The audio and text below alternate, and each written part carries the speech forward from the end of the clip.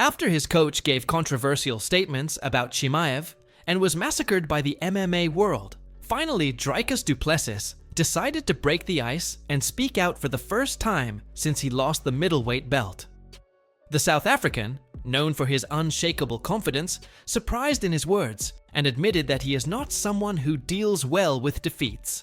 In a long statement, he made it clear that this fall will not be the end, but rather the fuel for an even more devastating return. The moment could not be more delicate. The loss of the title to Khamzat Chimaev was remarkable, and not only because of the way it happened, but also because of how it divided opinions within MMA. While part of the public praised the Chechen's dominance, others criticized the absence of a more aggressive ending. Dricus, in turn, preferred to adopt a different stance. First, he remained silent, gave space for his coach Mornavissa to comment publicly about the fight being massacred on the internet, and only now, more than a week later, decided to open his heart and share his vision about everything that happened. And his words were direct, full of emotion, and with that tone of promise that only great champions know how to convey. It's been just over a week, and I have spent some time with my family and friends, those closest to me who will be with me win or lose. I embrace this loss with open arms because, believe me, as much as I hate losing, it's as much part of life as part of our game. And I believe it's necessary in my pursuit of greatness. Without the bitter, the sweet wouldn't be as sweet. Make no mistake, I'm not a good loser, because a good loser becomes a frequent one. I am, however, an avid learner of the arts and of life itself. This loss has exploded a desire in me that will have the consequence of an onslaught bigger than the original domination. My return to glory and pursuit of greatness will be unimaginable for the average-minded. Here, Dricus shows not only humility, but also the competitive spirit that made him a world champion. He admits without fear that he is not a good loser and makes a point of reinforcing that he doesn't want to be.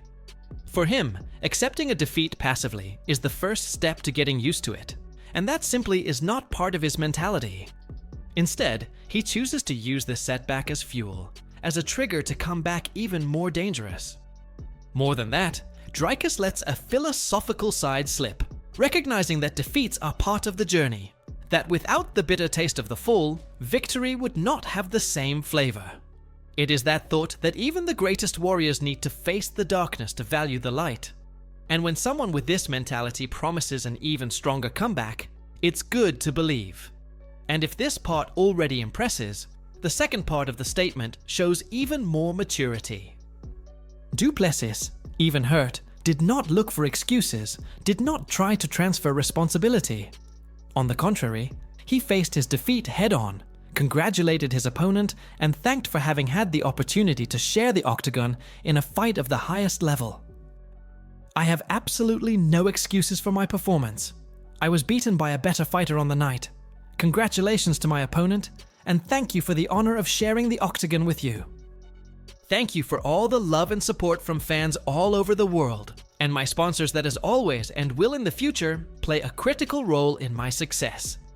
And sincerely, thank you to all those who enjoyed to see me fall, because I will return the favor, like I always have. I believe in the plan of my Lord and Savior Jesus Christ, for He knows best, and I can't wait to see what He has planned for me going forward. This passage is a true lesson on how to behave in the face of a setback.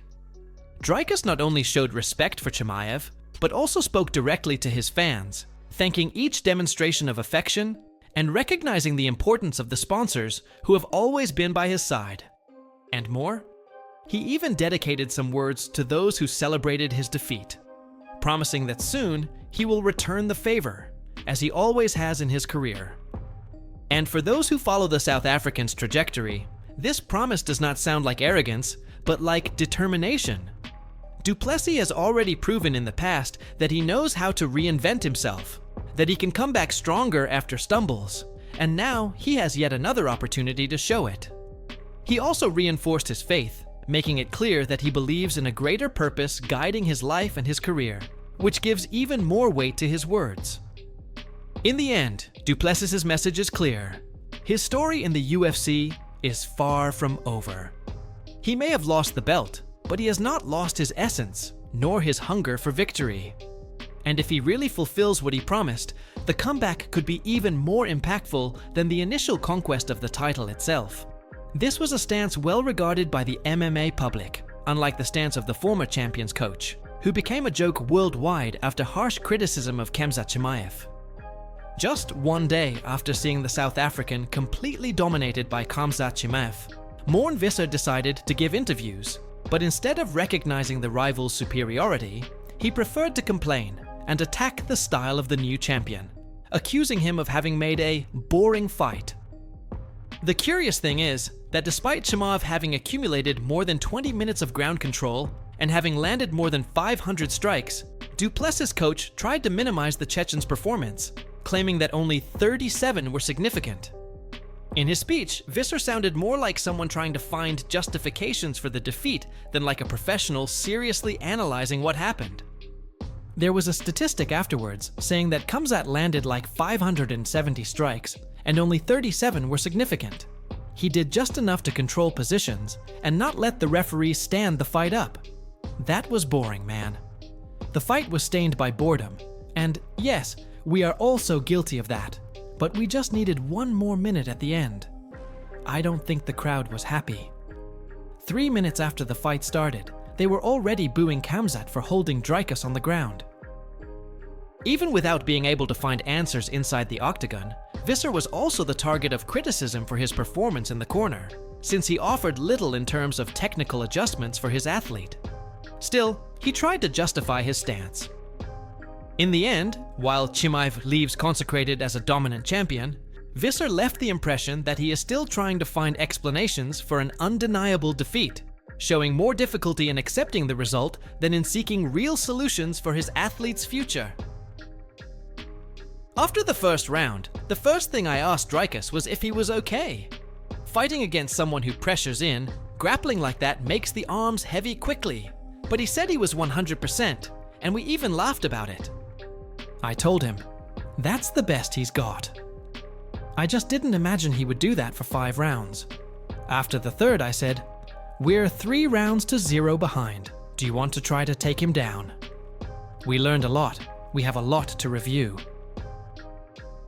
Dricus was a true champion and took the defeat, faced his bad performance with his head held high, and promised to come back stronger. Dricus, yes, had a champion's attitude. But his coach gave a lesson on how to be a bitter, sore loser, and didn't even recognize Khamzat Chimaev's dominance over his athlete. It is also worth remembering that Morn Visser even mocked Chimaev before the fight, stating that he would never succeed against Dricus using his ground game, and that he was sure Dricus would finish the Chechen in his own specialty, which is wrestling. Well, the outcome was different, and the coach's pride spoke louder by not accepting the defeat in any way, a fact that greatly worried the MMA community, and especially the fans of Dricus du Plessis himself, since the coach should be a centered, mature, and responsible person, and not a child who looks for excuses for defeat, instead of accepting the fact that his athlete was brutally dominated in the octagon. Now, the big question is, will the UFC give Dricus the chance to redeem himself soon? Or, in the face of Chimaev's dominance, will the South African have to tread a new path until regaining his position at the top? Leave your opinion in the comments for us to talk. It is also worth highlighting that Khamzat Chimaev has already commented on keeping an eye on both welterweight and light heavyweight. Therefore, maybe Dricus will be sidelined for a while, in addition to there being big names in middleweight who are eager for a title shot. In addition, now I throw the ball to you. Do you believe in this promise from Dricus du Plessis? Do you think he can come back more dangerous than ever and reclaim the belt? Or do you consider that, given Chimaev's absurd evolution, this mission might be impossible? Leave your opinion there, because this is a discussion that will be on fire until the South African's next step. I hope you enjoyed the video, and see you next time.